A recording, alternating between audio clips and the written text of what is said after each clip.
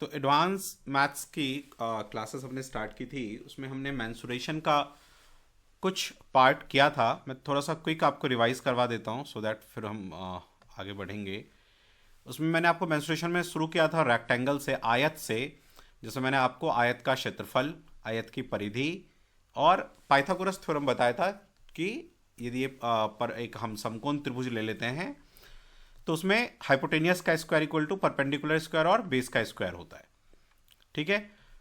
इसके बाद हम लोगों ने इसमें क्वेश्चन किया था वर्ग।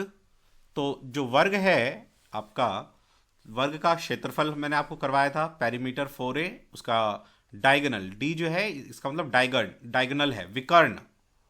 ये जो है ये डी, ये विकर्ण है, विकर्ण। ठीक है।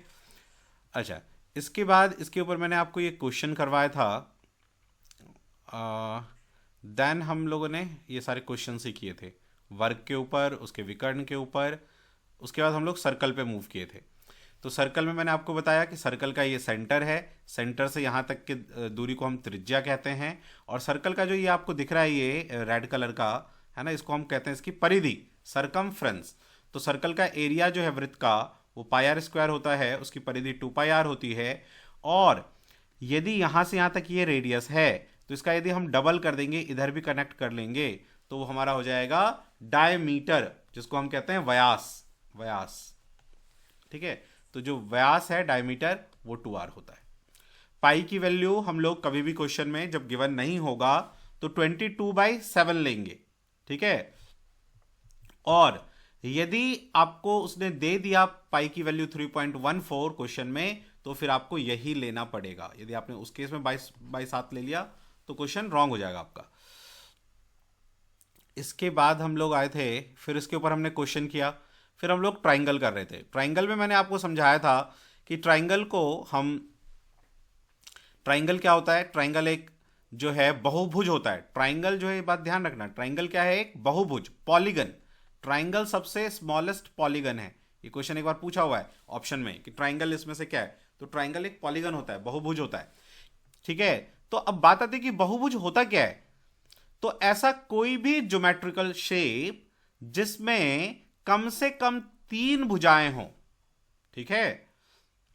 एक सेकंड को यार, इसको ज्वाइन कर लेते हैं, कौन है ये। तो कोई भी बहुभुज, बहुभुज वो होता है आकृति, उस आकृति को कहते हैं जिसमें कम से कम 3 भुजाएं हों। ठीक है। और वो एक बंद आकृति हो, क्लोज शेप हो, और उसके 3 साइड्स हो, तो उसको हम पॉलीगन या बहुभुज कहते हैं हिंदी में। इसके बाद हम आए थे कि त्रिभुज के हम, त्रिभुज को बांटते किस हिसाब से, कैटेगराइज कैसे करते हैं, उसके प्रकार कितने होते हैं। तो हम भुजा के आधार पे, on the basis of side, 3 तरह के त्रिभुज होते हैं। और कोण के आधार पे, on the basis of angle, भी 3 टाइप के त्रिभुज होते हैं। इसके बाद हमने किया कि जो भुजा के आधार पे, तो विषमबाहु त्रिभुज, जिसको इंग्लिश में स्केलन ट्राइंगल कहते हैं, जिसके सारी भुजाएं आपस में अनइक्वल होती हैं। उसके बाद यदि 2 भुजाएं समान हो जाए तो उसको हम कहते हैं समद्विबाहु त्रिभुज या फिर आइसोसेलस ट्राइंगल। तो यदि 2 भुजाएं समान हो तो इसके विपरीत ये एंगल, अपोजिट, विपरीत ये एंगल, और इसके विपरीत ये एंगल, ये एंगल भी क्या होगा, समान होगा। मतलब कहने का कि मान लो कि ये आइसोसेलस ट्राइंगल है, समद्विबाहु त्रिभुज है, और इसमें ये कोण मेरा जो है 80 डिग्री का है, तो इसके विपरीत ये, तो इसके विपरीत ये कोण भी 80 डिग्री का होगा। इसके बाद हमने इक्विलैटरल ट्राइंगल किया, समबाहु त्रिभुज। समबाहु त्रिभुज वो त्रिभुज है जिसकी सारी भुजाएं समान होती हैं, सारी साइड समान। हम कभी भी भुजा को ए से दर्शाएंगे, रिप्रेजेंट करेंगे, तो इसकी सारी भुजाएं समान हैं और सारे कोण भी 60-60-60 डिग्री के होंगे। और त्रिभुज के तीनों कोणों का योग हमेशा 180 डिग्री होना चाहिए। इसके बाद हम लोगों ने त्रिभुज को बांटा उसके कोण के आधार पे, on the basis of angle. और उसमें 3 तरह के कौन कौन से हैं, एक्यूट एंगल, न्यून कोण, जिसमें 90 डिग्री से सारे एंगल 90 डिग्री से कम होगा। दूसरा समकोण राइट एंगल, जिसमें एक एंगल तो 90 डिग्री होगा और बाकी दोनों 90 से कम होगा, ये बात ध्यान रखना, बाकी दोनों 90 से कम होगा। कभी कभी समकोण त्रिभुज के ऊपर यदि आपको फंसाने की कोशिश करेगा, उसमें ध्यान रखना कि कहीं ये इस टाइप पे तो नहीं है कि ये 45 डिग्री और ये 45 डिग्री, ठीक है। ये है समद्विबाहु समकोण त्रिभुज। यदि ये दोनों भुज एंगल इक्वल है तो इस एंगल के अपोजिट ये भुजा और इस एंगल के अपोजिट ये भुजा, ये भुजाएं इक्वल होंगी, तो इसलिए क्या है, इसको कहेंगे आइसोसेलस राइट एंगल ट्राइंगल, और हिंदी में इसी को हम कहेंगे समद्विबाहु समकोण त्रिभुज। इसके बाद यदि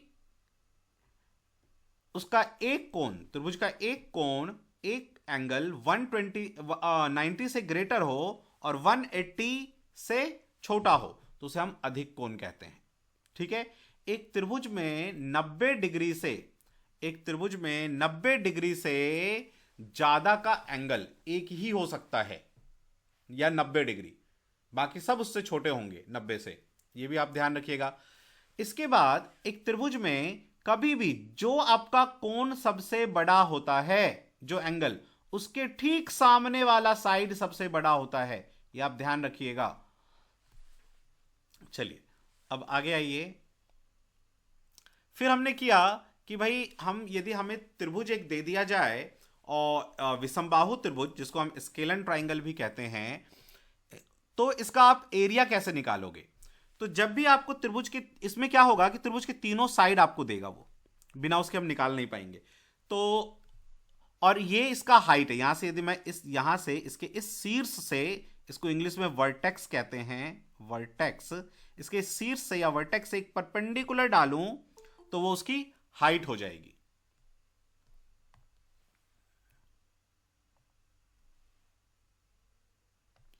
ठीक है। और जब हम विषमबाहु त्रिभुज हमारे पास होगा स्केलन ट्राइंगल, तो हम इसका एरिया कैसे निकालते हैं, तो उसके लिए हम हीरोन्स फॉर्मूला लगाते हैं, ठीक है। अभी हीरोन्स फॉर्मूला डिस्कस करेंगे, लेकिन एज जनरल यदि हम देखें, इन अ जनरल, तो कभी भी एरिया जो होता है किसी भी चीज का, कोई भी शेप हो, उसका एरिया होता है लेंथ इनटू ब्रेथ। कोई भी शेप हो उसका एरिया लेंथ इनटू ब्रेथ होता है, ठीक है।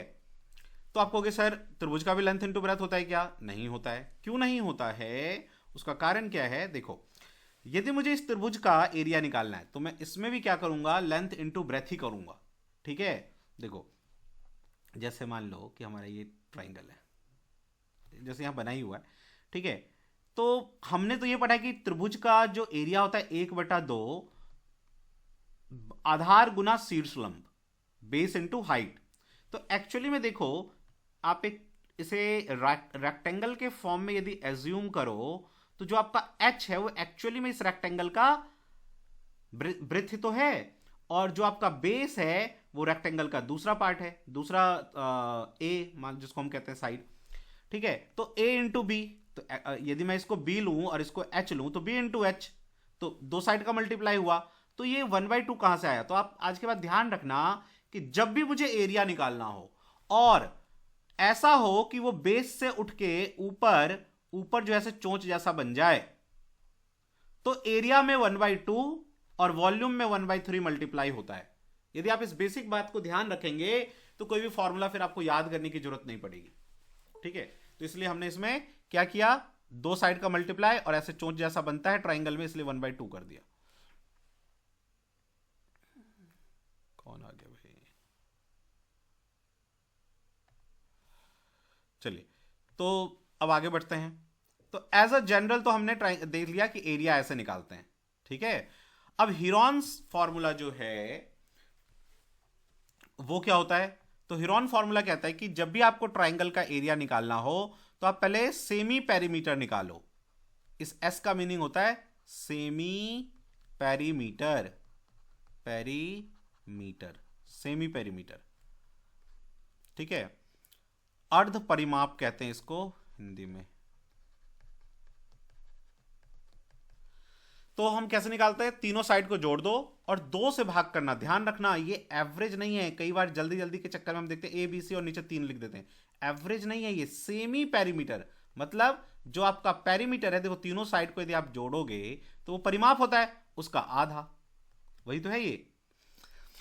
फिर इसका एरिया, एरिया कैसे निकालेंगे? तो एरिया निकालेंगे under root semi perimeter S, फिर S minus A, S minus B, S minus C. ध्यान रखना इसके बीच में ये मल्टीप्लाई है, तो इससे आपका एरिया हेरोन्स फॉर्मूले से आप एरिया भी निकाल लोगे। आगे बढ़ते हैं।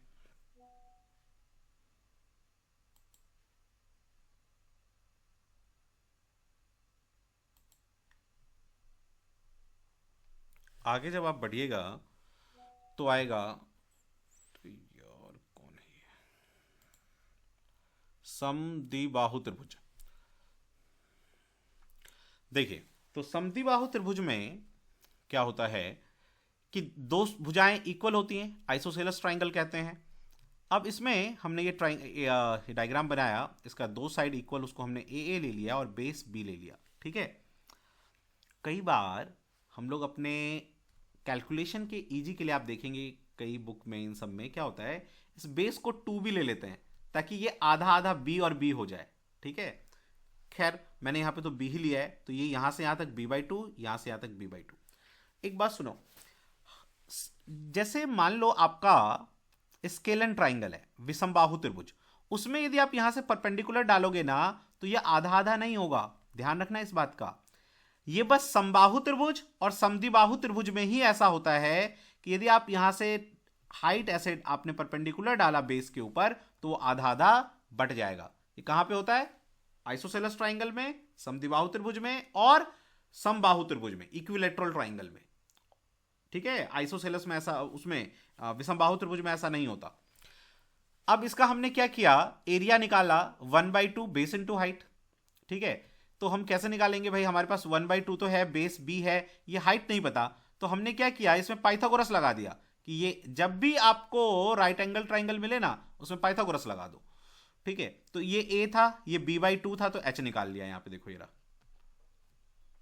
h² = a² प्लस b/2 का होल स्क्वायर, उससे हमने h निकाला, ठीक है। और वो h हमने इसमें पुट कर दिया, तो हमारा जो है फॉर्मूला फाइनली आ गया ये यहां से, this one, b/4 √4a² minus b²।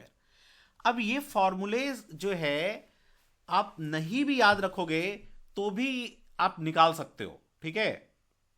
जरूरी नहीं कि मुझे विषमबाहु त्रिभुज का फॉर्मूला याद रहेगा तभी मेरा आंसर आएगा, ऐसा कोई जरूरत नहीं है, ठीक है। आपको यदि ट्राइंगल पाइथागोरस लगा के हाइट निकालना आता है तो आप निकाल लोगे, एग्जाम में भी निकाल लोगे। थोड़ा सा क्या होता है, यदि फॉर्मूला याद रखोगे तो क्वेश्चन जल्दी जल्दी हो जाएगा, ठीक है। सभी फॉर्मूले को एक जगह रख दो और लिख दो और उसको कहीं दीवार पे चिपका दो, उसको रोज एक बार देखोगे तो याद हो जाएगा सारा। अब आते हैं हम लोग मीडियन पे। अच्छा, ये मीडियन की बात बाद में करेंगे, रुको, इक्विलैटरल ट्राइंगल पे आओ पहले। इक्विलैटरल ट्राइंगल में किसी ने कुछ कहा, कुछ पूछना है?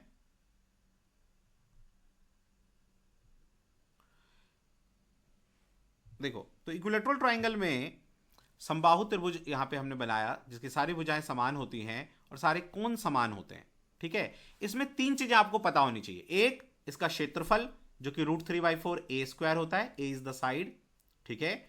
इसका हाइट, ठीक है, हाइट मैंने यहाँ पे निकाल के दिखाया था, पाइथागोरस लगा के आप निकाल सकते हो। यदि ये a है, ये h है, ये यहाँ से यहाँ तक a/2, तो आप आराम से निकाल सकते हो कि वो जाएगा √3a/2।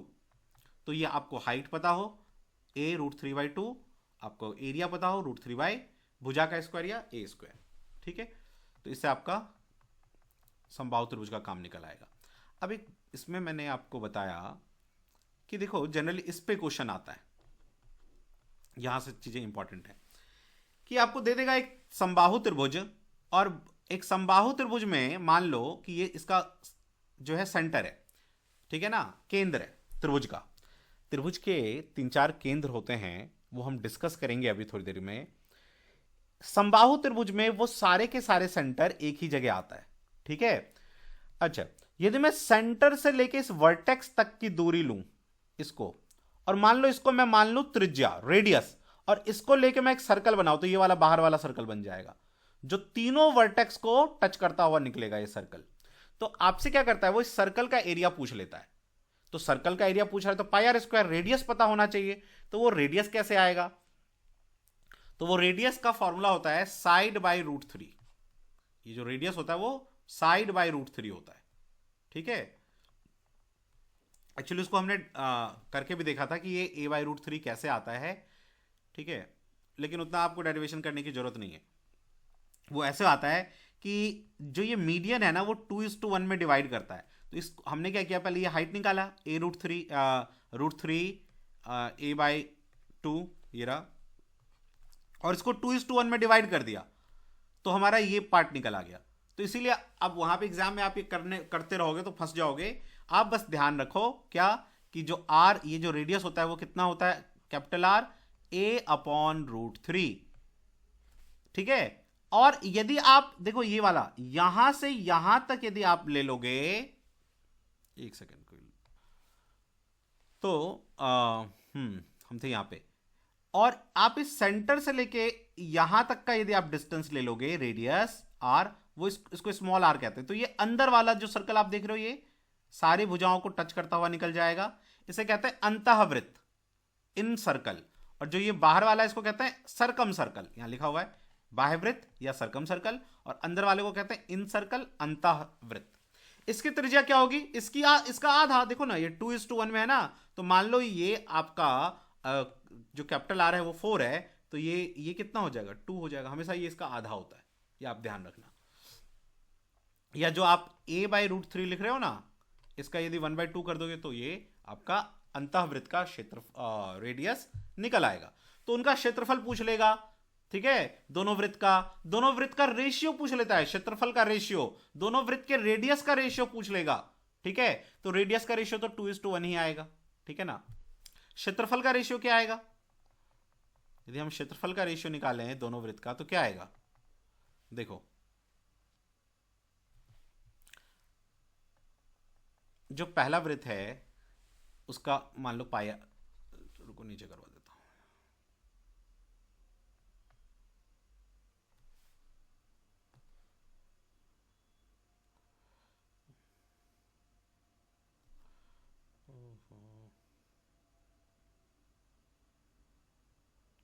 रुके। तो देखो यहां पे इस पॉइंट पे करवा रहा हूं यहां पे। तो दोनों, यदि मुझे सरकम सर्कल और इन सर्कल के क्षेत्रफल का रेशियो पूछे तो पाई कैपिटल आर स्क्वायर हो जाएगा सरकम सर्कल का, तो और इन सर्कल का पाई इतना हो जाएगा, पाई से पाई कट जाएगा, ठीक है, दोनों तरफ रूट कर दो तो ये आर रूट आर आ जाएगा, यानी एरिया भी 2:1 ही आएगा, ठीक है। तो वो तो आप डायरेक्ट भी याद रहेगा तो लगा लोगे कि रेडियस भी 2:1, एरिया भी 2:1। अब उसके बाद हमने कुछ क्वेश्चन किया था ये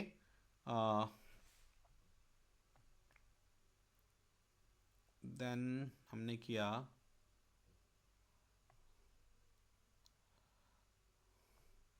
हाँ, देखो यहां पे क्या किया था कि मान लीजिए आपके पास ये सर्कल, ये बहुत ही इंपॉर्टेंट है, ये ध्यान रखना है इसको। मान लो आपको इन सर्कल का रेडियस दे दे और आपसे ये पूछ दे कि भाई उस त्रिभुज का क्षेत्रफल निकालो, ठीक है। तो यदि इन रेडियस हम मुझे पता है तो इन रेडियस को यदि आप उसके पेरीमीटर से, अर्ध परिमाप से, सेमी पेरीमीटर एस से मल्टीप्लाई कर दोगे तो आपका एरिया निकल आएगा, ठीक है। कई बार ऐसा क्वेश्चन पूछता है, पेरीमीटर दे देगा और बोलेगा कि इन रेडियस ये है तो बताओ उस ट्राइंगल का एरिया क्या होगा, तो आर इंटू एस, ठीक है। और यही चीज सरकम रेडियस देके भी पूछ सकता है आपको, तीनों का, उस केस में क्या करेगा, तीनों का तो साइड देगा पहले वो आपको, और बोल देगा कि इसका जो है सरकम रेडियस जो है ना वो इतना है आर, ठीक है। तो बताओ एरिया क्या होगा, तो हिरोन्स फॉर्मूला लगाओगे, टाइम लगेगा, आप डायरेक्ट भी कर सकते हो, ए इंटू बी इंटू सी अपॉन 4r, ठीक है। और यदि आपको स्मॉल आर देता है तो R into perimeter, semi perimeter, S is the semi perimeter, ध्यान रखना पेरीमीटर नहीं है, अर्ध परिमाप है, a plus B plus C by 2। Next आइए, इसके बाद हम लोगों ने किया कि यदि किसी त्रिभुज में हमारा ये प्रूव हो जाता है कि हाइपोटेनियस का square equal to perpendicular square plus base square, मतलब this one hypotenuse perpendicular base, आधार लंब और ये कर्ण, महाभारत वाला नहीं, ये एच साइड वाला। तो H square equal to P square plus B square समकोण। यदि एच स्क्वायर ज्यादा होगा तो ऑब्ट्यूस अधिक कोण होता है, और यदि एच स्क्वायर कम पड़ जाए तो वो न्यून कोण त्रिभुज है। इस पे भी क्वेश्चन आता है, और ऐसे ऐसे चीजों पे ही आता है, क्योंकि ऐसी चीजों पे दिमाग नहीं जाता है कि हाँ ये इंपॉर्टेंट हो सकता है क्या, और इनसे क्वेश्चन पूछ लेता है। चलिए, इसके बाद फिर हम आए ट्राइंगल को करने के बाद। ट्राइंगल हमने मेंसुरेशन किया था, घन के बारे में किया, ठीक है। तो घन का जो है आप देखेंगे, घन का जो एरिया होता है वो होता है, सॉरी, वॉल्यूम जो होगा ए क्यूब होता है, आयतन ए क्यूब, ठीक है। और इसका सरफेस एरिया जो होगा वो होगा, देखो घन में क्या होता है कि 6 जो ये आपको सतह दिख रही हैं वो समान फेसेस होते हैं ये सतह, और वो क्या है, स्क्वायर है तो ए स्क्वायर, और यदि 6 फेस है तो 6 ए स्क्वायर हो जाएगा टोटल सरफेस एरिया। और देखो टोटल सरफेस एरिया होता है और एक सरफेस एरिया बोलेगा आपसे, surface area total surface area में डिफरेंस क्या है, जब भी surface area, curve surface area, है ना, और इस तरह का पूछे तो वो होता है दीवारों का क्षेत्रफल, जो उसके वॉल है चारों तरफ, उसका क्षेत्रफल जब आप निकालते हो तो वो सरफेस एरिया होता है, पृष्ठीय क्षेत्रफल। और कुल पृष्ठीय क्षेत्रफल होता है जब आप ऊपर छत और नीचे जो फ्लोर है उसको भी ऐड कर दोगे तो कुल आ जाएगा। तो इसका जो दीवारों का क्षेत्रफल होगा, पृष्ठीय क्षेत्रफल, वो 4a स्क्वायर, और कुल क्षेत्रफल जो होगा ऊपर आप छत और नीचे आप फ्लोर ऐड कर दो तो 6a स्क्वायर हो जाएगा। तो ये भी हम लोग कर चुके हैं। उसके बाद हम यदि घन में एक घन का विकर्ण, या फिर क्वेश्चन विकर्ण नहीं बोलेगा क्योंकि विकर्ण का फॉर्मूला यदि आदमी रट के जाता है तो वो ऐसे पूछ लेता है कि यदि मुझे घन में एक लंबा सा रॉड रखना हो तो वो रॉड कितने सेंटीमीटर या मीटर का होगा। तो एक्चुअल में आपसे विकर्ण ही पूछ रहा है, डायगोनल पूछ रहा है, और डायगोनल कभी भी निकालना हो तो वो ये होता है L square plus B square plus H square, ठीक है ना, घन की। और यदि घन है तो सारे साइड इक्वल होंगे तो ए स्क्वायर प्लस ए स्क्वायर प्लस ए स्क्वायर, तो ए रूट 3 आ जाएगा, ठीक है। एक्चुअली ये 3 डायमेंशनल पाइथागोरस थ्योरम है। पाइथागोरस थ्योरम में हम L square plus B square करते हैं, इसमें 3 डायमेंशनल में एच स्क्वायर ऐड हो जाता है। तो ए रूट क्यूब जो है इसका विकर्ण होता है, सबसे लॉन्गेस्ट रॉड जो आप रख सकते हो, ठीक है। और घनाभ का हो जाएगा L square plus B square plus H square root under, और कुछ नहीं। ये कुछ क्वेश्चन किसी ने पूछा था तो वो हम लोगों ने किया था।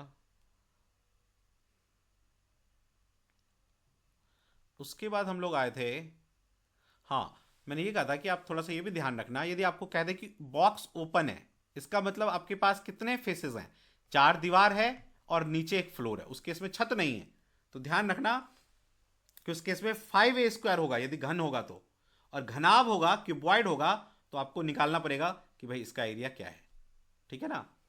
उसमें ये वाला एरिया मत लगा देना 2l square plus B square plus, ये तो टोटल सरफेस एरिया होता है। कई बार ये गलती हो जाती है जल्दी जल्दी में, तो ध्यान रखने का ये। नाउ उसके बाद आ जाओ आप सिलेंडर, बेलन।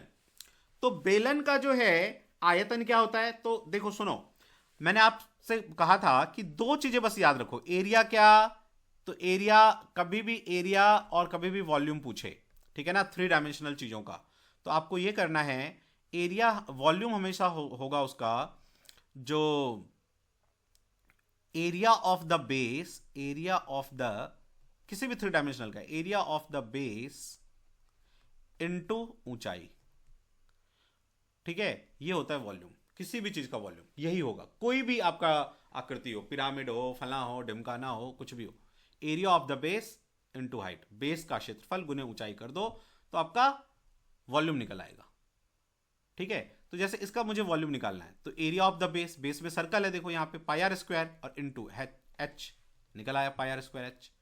इसके बाद इसका curved surface area, curve surface area मतलब इसका ये जो दीवार आपको दिख रहा है वो आपसे पूछ रहा है, वो वक्र पृष्ठीय क्षेत्रफल, जो आप एक इमेजिन करो, एक बेलन, एक सिलेंडर, उसका जो वॉल है चारों तरफ घुमा हुआ circular, that is it's curve surface area.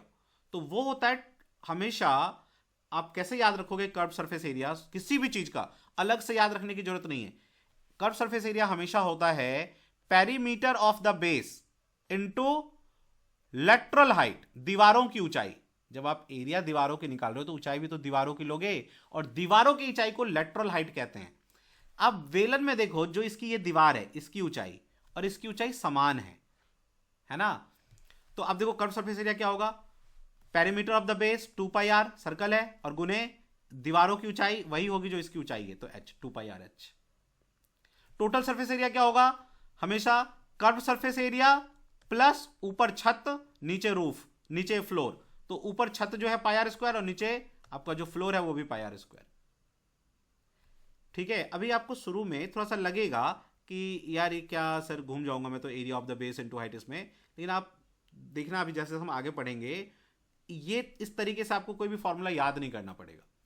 अब देखो जैसे हम लोग आ गए कोन के ऊपर, है ना, तो कोन का आप वॉल्यूम कैसे निकालोगे, कोन ये होता है शंकु, ठीक है, उसका ये ऊंचाई होती है, ये नीचे इसके सर्कल होता है, और ये दीवारों की, देखो अब दीवारों की हाइट अलग हो गई ना, अब दीवारों की हाइट अलग हो गई, बेलन में समान था क्योंकि पैरेलल था दीवार हाइट से, इसमें अलग हो गया, तो उसको हम कहते हैं एल, तिर्यक ऊंचाई, लेटरल हाइट, और ये राइट एंगल ट्राइंगल बनता है, और इस पूरे एंगल को हम कहते हैं जो ऊपर है, इसको गौर करना, इसको कहते हैं हम एंगल ऑफ द कोन। कभी कभी आपको एंगल ऑफ द कोन दे देगा, ये एंगल दे देगा, और इससे हमें कुछ निकलवा लेता है, जैसे सर्कल का कुछ निकलवा लेगा, इस ट्राइंगल का कुछ निकलवा लेगा, ठीक है, ये एंगल फाइंड करवा लेगा, इस तरह का कुछ करता है।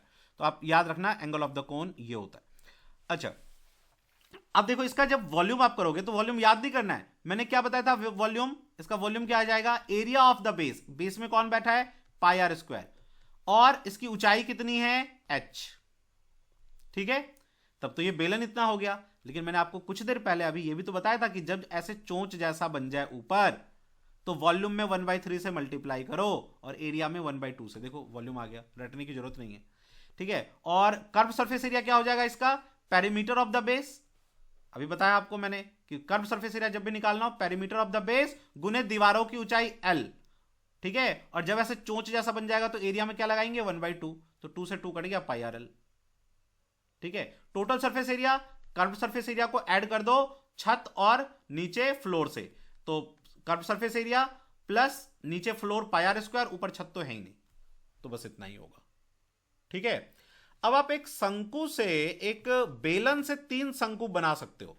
यदि आप एक बेलन देखोगे, एक बेलन, तो बेलन में क्या है ना कि हम जैसे यहां से काटेंगे तो हमारा एक शंकु बन गया, एक कोन बन गया, तो ये उतना ही एक वॉल्यूम यहां पे है, उतना ही वॉल्यूम ये है, ठीक है। तो मान लो हमारा वॉल्यूम यदि बेलन का दे दे 27, तो ये जो एक कोन मैं पूछूंगा कि इस कोन का बताओ, तो इसका 1/3 कर दो, हमेशा 1/3 होता है, तो 9 आ जाएगा उसका, ठीक है। अब देखो ना, वॉल्यूम ऑफ द बेलन का वॉल्यूम क्या आया था, पाई आर स्क्वायर h, और कोन का वॉल्यूम क्या आया, कोन का वॉल्यूम आया 1/3 पाई आर स्क्वायर h, तो 1/3 तो आया इसका।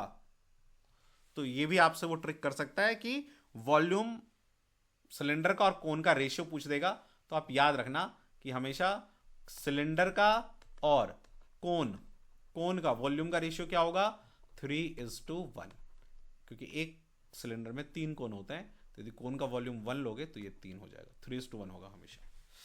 चलिए, इसके बाद हम लोग आए स्फीयर पे, तो स्फीयर का भी वॉल्यूम याद रखने की जरूरत नहीं है। आप स्फीयर को यदि थोड़ा ध्यान से देखेंगे तो आपको दिखेगा जो फुटबॉल होता है वही होता है स्फीयर, गोलक, और बीच से यदि आप इसको काट देंगे, ऐसे थोड़ा इमेजिन करेंगे, तो आपको देखो 3, एक शंकु यहां दिखेगा, एक शंकु यहां दिखेगा, कोन एक यहां दिखेगा, एक यहां दिखेगा, 4 शंकु हैं ये।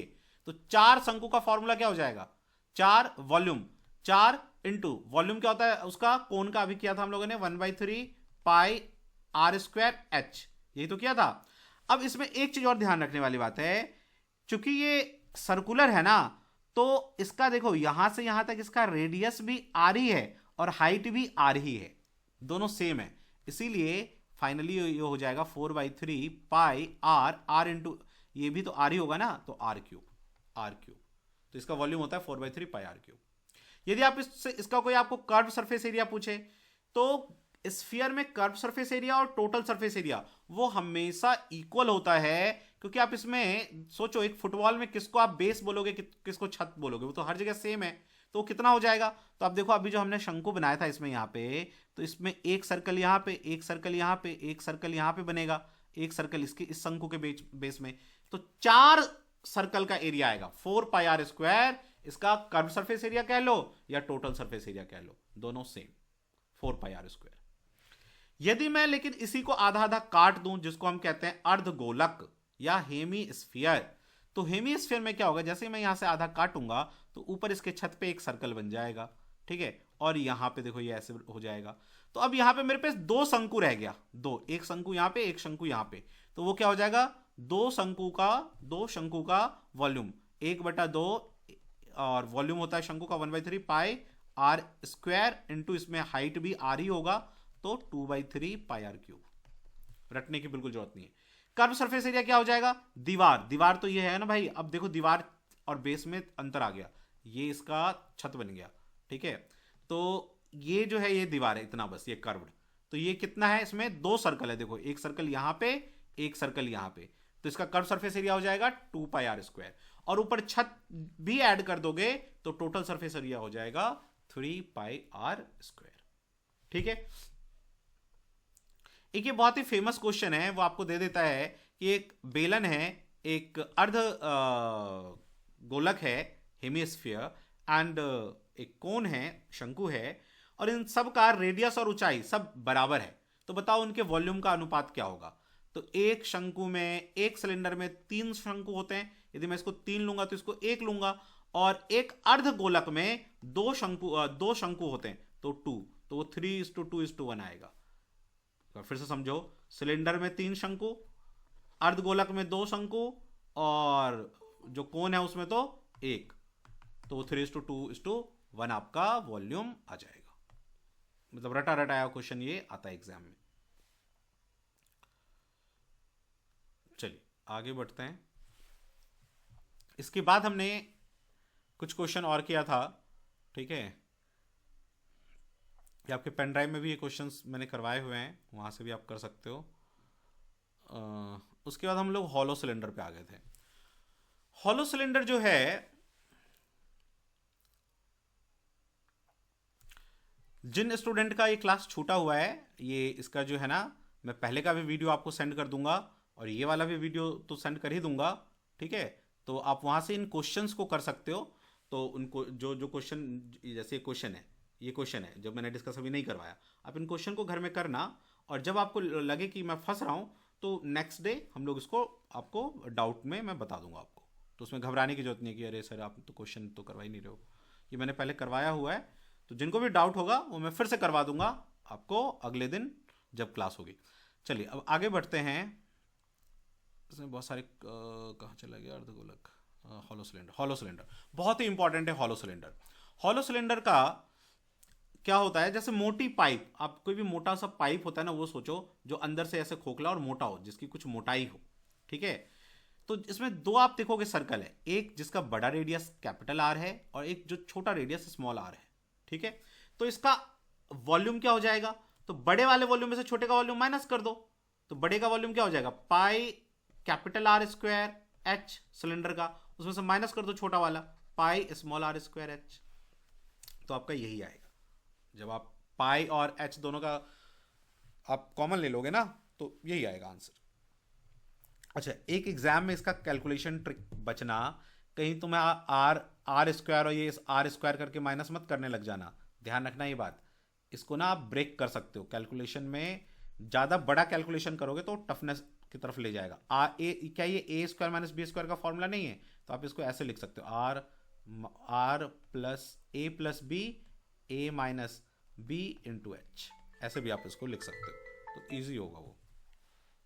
जब हॉलो सिलेंडर पे क्वेश्चन आता है तो वो आयतन ना पूछ के आपका ये टोटल सरफेस एरिया पूछता है, तो आप टोटल सरफेस एरिया पे हमेशा फोकस करना, ठीक है, हमेशा टोटल सरफेस एरिया ही पूछता है। तो टोटल सरफेस एरिया इसका होता है 2 पाई दोनों अंदर और बाहर वाले रेडियस का योग प्लस हाइट इंटू इसकी जो ये मोटाई है, जितना भी हो वो थिकनेस, दैट थिकनेस, ठीक है ना, उसी को मैंने यहाँ पे हिंदी में लिख दिया है और फिर से यहाँ पे लिख दिया है, ठीक है। जो ये मोटाई आएगी वो कितना आएगा, यदि मुझे दोनों रेडियस गिवन है तो ये मोटाई कितना होगा, वो यही तो होगा कैपिटल आर में से स्मॉल आर माइनस कर दोगे तो ये मोटाई ही तो निकलेगा, तो वो लिख दिया 2 पाई सम ऑफ द रेडियस और h प्लस थिकनेस। आप इसको ऐसे भी याद कर सकते हो, 2 पाई सम ऑफ द रेडियस, योग रेडियस त्रिज्या का योग, और h प्लस थिकनेस। और थिकनेस ध्यान रखना कैपिटल आर में से स्मॉल आर माइनस करके आएगा। क्वेश्चन आएगा यदि हॉलो सिलेंडर के ऊपर तो 100% श्योर हो जाओ वो इसी के ऊपर ही आएगा। ठीक है, चलिए आगे आ जाओ।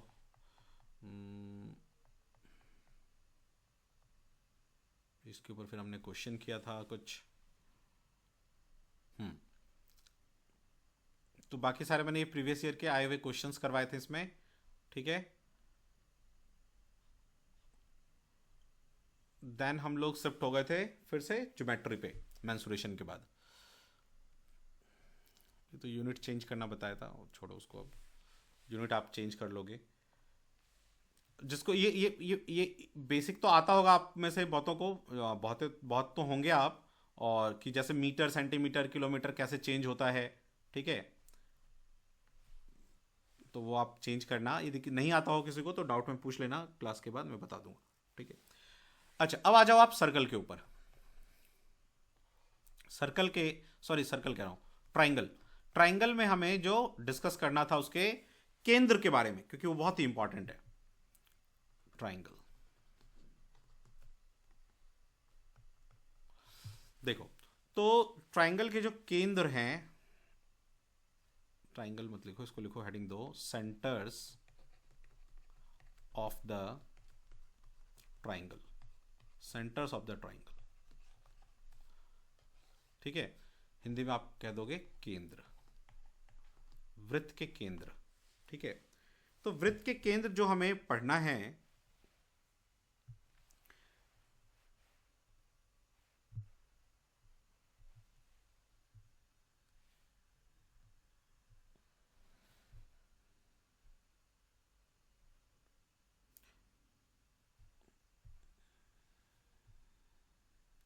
अरे रोशन ये क्या कहते हैं, इसका जो क्वेश्चन का शीट बनाया था वो शीट भेज देना इन लोगों को। ठीक है,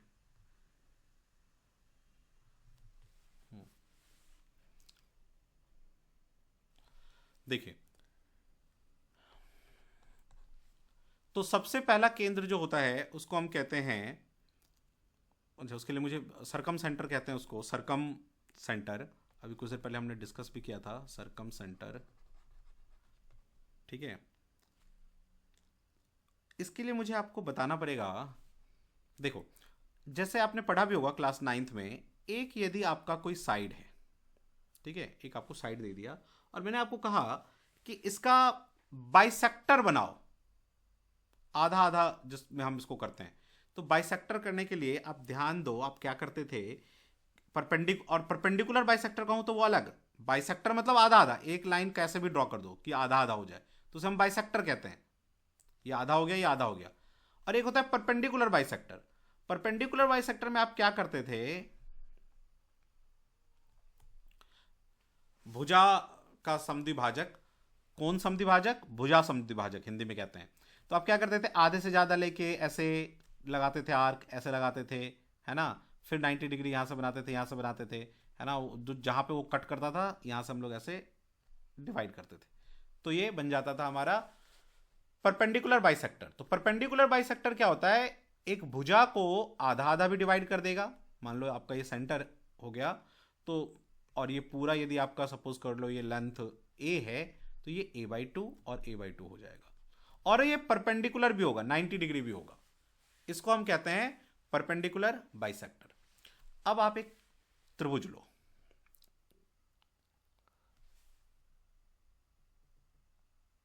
जैसे हमने एक त्रिभुज ले लिया, मान लो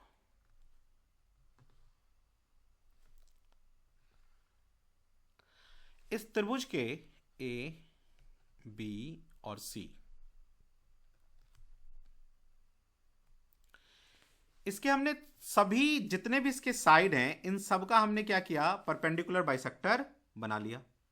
ठीक है, तो परपेंडिकुलर बाइसेक्टर ड्रॉ करो इसका, मान लो तो यहां से जाएगा, मान लो इसका, मान लो यहां से जाएगा, इसका यहां से जाएगा। क्या किया हमने, भुजा समद्विभाजक बनाया है, और ये परपेंडिकुलर भी होगा ऐसे। तो ये जो सेंटर बनाना, इसी को हम कहते हैं सरकम सेंटर। सरकम सेंटर, ठीक है। यदि आप यहां से इस शीर्ष का, चाहे इस वाले का ले लो चाहे इस वाले का ले लो, आपका डिस्टेंस इक्वल होगा। यही है सरकम रेडियस, ठीक है। और इस रेडियस को लेके यदि आप सर्कल बनाओगे तो याद है अभी बनाया था हमने समबाहु त्रिभुज में, वो अंदर बन जाएगा ऐसे ऐसे, ठीक है। अच्छा, अब इसमें देखो क्वेश्चन क्या आता है। तो आपको ये तो पता चल गया कि भाई भुजा का यदि हम समद्विभाजक ड्रॉ करेंगे, angle bisector, perpendicular bisector draw करेंगे, तो जहां पे तीनों मिलेगा वो बनेगा हमारा सरकम सेंटर, और जो ये रेडियस होगा वो सरकम रेडियस होगा, बाह्य वृत्त का त्रिज्या, ठीक है ना, और ये सरकम सेंटर। अब क्वेश्चन क्या आता है कि आपको ये एंगल दे देगा, ये एंगल पूछ लेगा, या ये एंगल दे देगा, ये एंगल पूछ लेगा, ठीक है। तो आप ये तो वृत्त में भी हम लोग पढ़ते हैं कि यदि एक वृत्त के अंदर यदि त्रिभुज हो जाए, ऐसे त्रिभुज हो, ठीक है, और ये सेंटर है मान लो, तो एक वृत्त के किसी एक कॉर्ड से, एक चाप से, यहां से सेंटर, सर्कल के ऊपर भी और सेंटर के ऊपर भी यदि आप ऐसे त्रिभुज बना देते हो, तो यदि ये एंगल x है तो जो सेंटर पे बनेगा वो 2x होगा, डबल होगा हमेशा। तो ये आपको ध्यान रखना है कि यदि मैं ये कहूं कि ये 60 डिग्री है तो ये एंगल 120 डिग्री होगा। तो इसके ऊपर क्वेश्चन पूछ लेता है। इसके बाद आपसे, उसके बाद आ जाओ आप, देखो क्या पूछता है इसमें से। और हाँ, ऐसे पूछ लेगा कि यदि ये त्रिभुज एक्यूट एंगल है, एक्यूट एंगल ट्राइंगल है, मतलब विषम कोणीय त्रिभुज जिसमें सारे एंगल 90 से कम होंगे, तो यदि ये एक एक्यूट एंगल ट्राइंगल है तो इसका सरकम सेंटर हमेशा अंदर आएगा। और यदि ये ऑब्ट्यूस एंगल हो जाए, जैसे ऐसा ऑब्ट्यूस एंगल बहुत ही इंपॉर्टेंट है, ध्यान रखना, ऑब्ट्यूस एंगल ट्राइंगल हो जाए, अधिक कोण त्रिभुज, विषम कोण त्रिभुज, अधिक कोण त्रिभुज, ठीक है, तो अब जो सेंटर आएगा, अब जब आप इसका परपेंडिकुलर ड्रॉ करेंगे भुजा का परपेंडिकुलर बाइसेक्टर, तो इसका सरकम सेंटर बाहर आ जाएगा, ध्यान रखना। और यही क्वेश्चन पूछा है कि किस त्रिभुज में जो सरकम सेंटर होता है वृत्त का वो बाहर होता है, तो वो होता है ऑब्ट्यूस एंगल ट्राइंगल में, अधिक कोण त्रिभुज में, ठीक है। तो एक हो गया आपका विषम कोण के लिए, दूसरा अधिक कोण त्रिभुज के लिए। और यदि ये हमारा समकोण त्रिभुज हो, यदि ये हमारा राइट एंगल ट्राइंगल हो, समकोण त्रिभुज, ठीक है, ये परपेंडिकुलर, ये बेस, ये हाइपोटेनियस, ठीक है। तो इस त्रिभुज में जब आप सरकम सेंटर निकालोगे तो वो पड़ता है जो हाइपोटेनियस है ना आपका, इसके बीच में, मतलब यहां से यहां तक क्या हो जाएगा r, और यहां से यहां तक भी क्या हो जाएगा r, और यहां से यदि आप ये नापोगे तो वो भी r, और जब आप सर्कल बनाओगे तो ऐसे बनेगा, तीनों को टच करता हुआ निकल जाएगा, ठीक है। तो वो कहां पे पड़ता है, हाइपोटेनियस के ऊपर, बीच में, हाइपोटेनियस के बीच में, ठीक है। तो किसी भी समकोण त्रिभुज में जो आपका सरकम रेडियस आएगा वो आएगा, जो भी हाइपोटेनियस है कर्ण उसका आधा कर दो तो वो आ जाएगा आपका। ये ध्यान रखना, ये यहां से यहां तक भी आर होता है, यहां से यहां तक भी आर होता है, यहां से यहां तक भी ये आर होता है। तो ये था सरकम सेंटर। अब इसके बाद आ जाओ, इस पे एक क्वेश्चन पूछा है, वो क्वेश्चन मैं आपको करवा देता हूं। एग्जैक्ट सर क्वेश्चन तो याद नहीं आ रहा है, लेकिन क्वेश्चन ऐसे था, मान लो एक ये सर्कल है, ठीक है, और इस पे एक त्रिभुज बना था ऐसे, ठीक है, और मान लो आपको ये दे कि ये साइड A है, ये साइड B है, और ये साइड C है, और इसमें आपको यदि यहाँ से आप यदि परपेंडिकुलर ड्रॉ कर देते हो जो कि है पी, मान लो इसकी ये जो हाइट कह लो या परपेंडिकुलर कह दो, उसको मैंने पी डाल दिया यहाँ पे, ठीक है।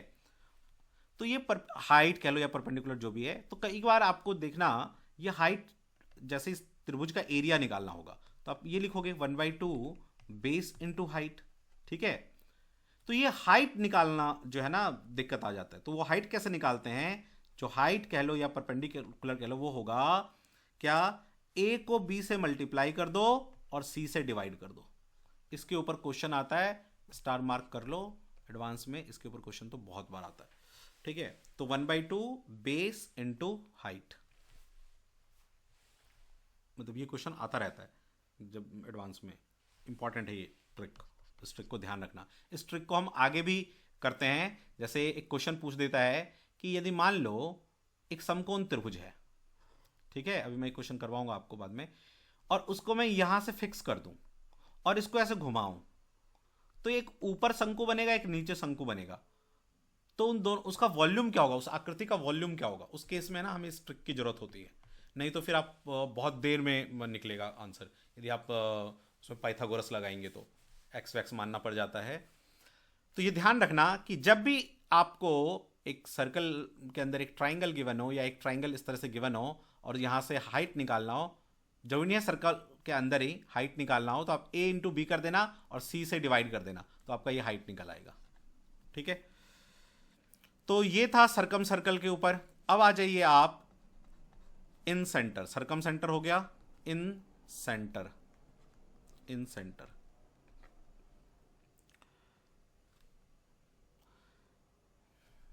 TRE, इन सेंटर, ठीक है। अंतःवृत्त का केंद्र, अंतःवृत्त का केंद्र, अंतःवृत्त का केंद्र, ठीक है, इन सेंटर। देखो तो इन सेंटर क्या होता है कि हमने जो अभी भुजा का समद्विभाजक करके जो हमने बनाया था अभी, और यहां से यहां तक ले लें तो कैपिटल आर, लेकिन ये यहां से इस सेंटर से, सरकम सेंटर से, ठीक है, यहां से यदि आप इस डिस्टेंस को ले लोगे तो ये स्मॉल आर होगा, ठीक है। लेकिन सॉरी सॉरी नहीं, इन सेंटर ऐसे करते, देखो अंतःवृत्त का केंद्र हम ऐसे निकालते हैं। एक त्रिभुज है हमारे पास ABC, और हम क्या करें अब, कोण समद्विभाजक निकालें। कोण समद्विभाजक क्या होता है, एंगल बाइसेक्टर कहते हैं इसको। एंगल बाइसेक्टर क्या होता है, किसी भी एंगल को यदि हम यहां से एक लाइन ड्रॉ करें ऐसे कि ये आधा आधा डिवाइड हो जाए, ठीक है, तो उसे हम कोण समद्विभाजक कहते हैं, एंगल बाइसेक्टर कहते हैं। मान लो ये 60 डिग्री है और मैंने यहां से एंगल समद्विभाजक ड्रॉ कर दिया, तो ये 30 डिग्री और ये 30 डिग्री, ठीक है, ये मिलके, तो ये एंगल समद्विभाजक जब भी हम ड्रॉ करेंगे, कोण समद्विभाजक जब भी ड्रॉ करेंगे, वो कोण आधा आधा बढ़ जाएगा। तो अब आप क्या करो, इसका कोण समद्विभाजक ड्रॉ करो, फिर इसका कोण समद्विभाजक ड्रॉ करो, फिर इस कोण का कोण समद्विभाजक ड्रॉ करो। अब जो ये सेंटर बनेगा उसे हम इन सेंटर आई से रिप्रेजेंट करते हैं, आई कहते हैं, ठीक है। तो ये इन सेंटर जो है वो कोण समद्विभाजक जहां पे तीनों मिलते हैं वहां पे बनता है, ठीक है। और आप अब क्या करोगे, ये जो डिस्टेंस ले लोगे, ये डिस्टेंस, दिस डिस्टेंस, और सर्कल बना लोगे, तो आपका ये इन रेडियस और सर्कल अंतःवृत्त बन जाएगा आपका, ठीक है। अब इसमें देखो एक क्वेश्चन कैसे आता है इसके ऊपर, इसके ऊपर क्वेश्चन आपका कैसे आएगा, वो कहेगा कि एक त्रिभुज है ऐसे, और हमने क्या किया, उसके बाह्य वृत्त का जो है ना, बाह्य कोण का, एक्सटर्नल एंगल का, जो आप ये एक्सटर्नल एंगल है इसका, ये वाला है ना, इसका कोण समद्विभाजक ड्रॉ करो, कुछ ऐसे जाएगा, और इसका कोण समद्विभाजक ड्रॉ करो, यहां आएगा, ठीक है। तो ये जो एंगल होगा, ठीक है, मान लो ये है A B और ये C, अब ये इसका जब ड्रॉ करोगे तो वो यहां पे काटेगा, ठीक है, ये बना। तो दो एक्सटर्नल एंगल के कट करने से उसके तब जब इन सेंटर ड्रॉ होता है वो यहां पे होता है। तो आपसे ये पूछेगा कि बताओ ये वाला जो एंगल है वो कितना है। ठीक है, तो हमेशा याद रखो इसी पे क्वेश्चन आता ही आता है। जब भी इन सेंटर पूछेगा तो यही क्वेश्चन पूछेगा, क्या एंगल BIC बता दो कितना है, BIC। ठीक है, तो वो एंगल हमेशा होगा 90 degree plus half of the angle A. ये आपको ध्यान रखना है, 90 डिग्री और ये एंगल जितना होगा उसका आधा। कई बार क्या करेगा, ये एंगल दे देगा, ए पूछ लेगा, लेकिन जब भी इन सेंटर पे क्वेश्चन पूछेगा तो वो यहीं से पूछेगा 100%। क्लियर। अब इसके बाद कुछ सेंटर और हैं, जैसे सेंट्रॉइड, ठीक है, जो मीडियन से बनता है, ऑर्थो सेंटर। तो दो सेंटर और है जो हमें डिस्कस करना है, वो हम लोग नेक्स्ट डे ड्रॉ करेंगे। आप इतना जो है पहले रिवाइज करो, क्वेश्चंस करो इनके ऊपर। मैं पहले वाला जो वीडियो है वो भी ग्रुप में आपको डाल देता हूं, ताकि जो स्टूडेंट वो क्वेश्चन करना चाहे पीछे वाला वो कर लें, और ये वाला भी जो स्टूडेंट रिवाइज करना चाहे तो मैं लिंक तो डाल ही दूंगा। ठीक है, अब किसी का कोई डाउट है कोई क्वेश्चन में तो वो पूछ लो। किसी का कोई भी क्वेश्चन से रिलेटेड कोई डाउट है तो आप पूछ सकते हैं अभी। कोई डाउट नहीं किसी का? चलिए फिर नेक्स्ट डे मिलते हैं। जय हिंद।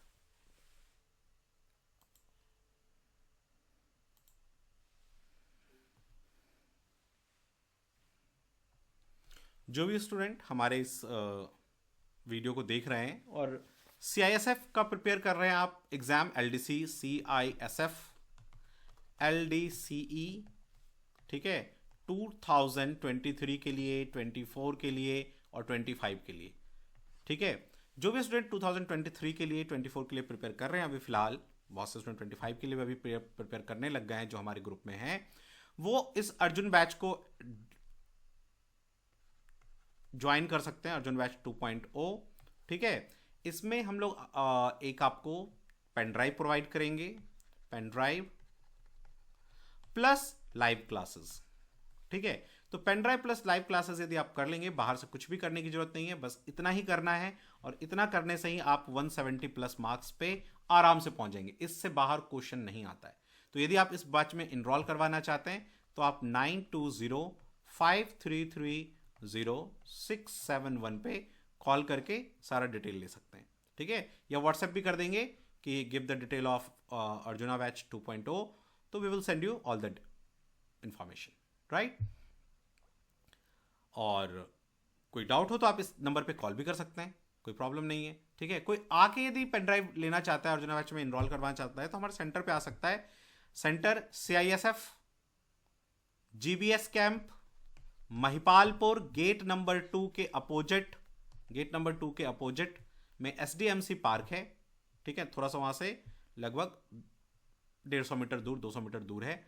ठीक है, वहां पे हमारा सेंटर है, वहां पे आके भी आप इनरोल करवा सकते हैं बैच में। ठीक है, और यदि आप दिल्ली से दूर हैं तो आप इस नंबर पे फोन कर लीजिए, सारा डिटेल मिल जाएगा, कैसे आपको इनरोल करना है, कैसे फीस सबमिट करना है, राइट। 100% यदि आप इस बैच में इनरोल करवाते हैं और प्रॉपरली पढ़ते हैं, क्लास मिस नहीं करते हैं, पेन ड्राइव जैसे जैसे हम लोगों ने उसमें आपको एडवाइस किया है कि इस तरह से करना है तो वो करते हैं, तो बस रोज 2-2 घंटे भी आप यदि देंगे तो भी अभी भी 2023 का 2-3 घंटे, 2023 के लिए तो 3 घंटा लगभग देना पड़ेगा। तो यदि आप रोज 3 घंटे दे देंगे तो आराम से 2023 का एग्जाम आपका निकल जाएगा। और जो 2024 के लिए हैं वो 2-2 घंटे भी पढ़ेंगे आराम से, तो आराम से आपका एग्जाम निकलेगा। और नहीं तो एग्जाम के टाइम में ना हर बार ये पढ़ लो वो पढ़ लो और फिर पता चला एग्जाम हुआ नहीं। तो एग्जाम में जब बैठो तो ऐसे करके कि भाई जब मैं बैठूं तो 100% मेरी निश्चय करके विजय हो, एग्जाम मेरा सिलेक्शन हो, मेरा टाइम जाया ना जाए, मेरा पैसा जाया ना जाए। ठीक है, तो जब स्ट्रक्चर्ड वे में हम पढ़ते हैं तभी रिजल्ट आता है। ठीक है, और नहीं तो आप कभी इधर से कुछ पढ़ रहे हो, कभी उधर से कुछ पढ़ रहे हो। अनस्ट्रक्चर्ड वे में जब आप पढ़ेंगे तो अपने लक्ष्य से भटक सकते हैं और फिर रिजल्ट आने में दिक्कत होगी। ठीक है, चलिए मिलते हैं नेक्स्ट क्लास में, तब तक के लिए जय हिंद, जय भारत।